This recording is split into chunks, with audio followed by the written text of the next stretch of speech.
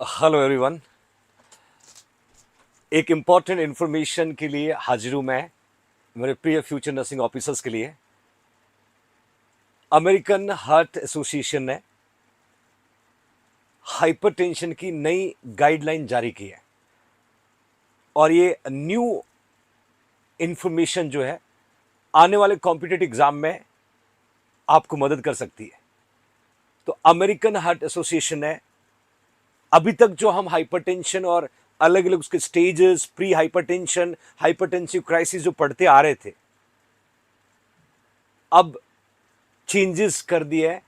क्या चेंजेस किए और अभी यदि कॉम्पिटिटिव एग्जाम में एमसीक्यू पूछे तो हमें आंसर क्या लिखना होगा, वो मैं आपके साथ शेयर करना चाहता हूं मेरे future nursing officer. Here you can see, मैंने एक चार्ट आपके सामने पुट किया है। इस चार्ट को ध्यान से देखिएगा, इस चार्ट को ध्यान से देखिएगा।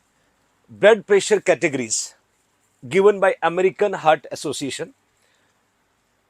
नॉर्मल ब्लड प्रेशर अभी जो कंसीडर करना है, less than 120 mm of Hg, that is your systolic. Normal blood pressure जो है 120 से कम और 80 से कम, दैट इज योर डायस्टोलिक। जैसे हम पढ़ते हैं ना कि भाई 120 80 mm of Hg, mm of Hg. तो 120 80 नॉर्मल ब्लड प्रेशर हम पढ़ते आ रहे हैं। अमेरिकन हार्ट एसोसिएशन भी कहता है इससे कम है, that we can consider normal. Then elevated कब कहेंगे, कब हम कहेंगे कि ब्लड प्रेशर बढ़ा हुआ है?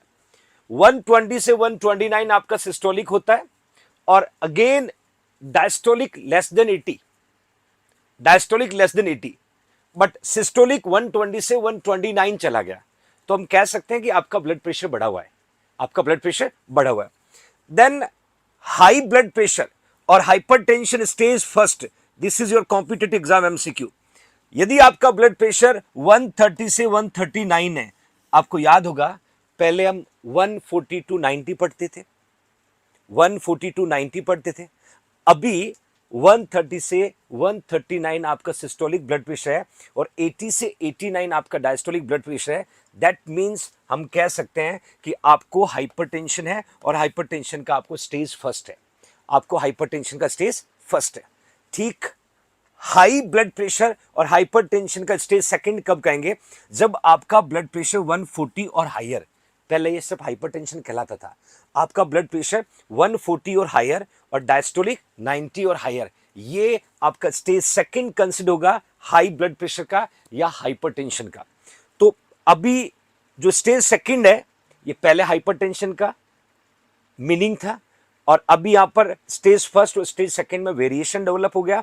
और सबसे मजे की बात, हाइपरटेंसिव क्राइसिस, हाइपरटेंसिव क्राइसिस में हायर देन सिस्टोलिक 180 और डायस्टोलिक 120। पहले क्या था?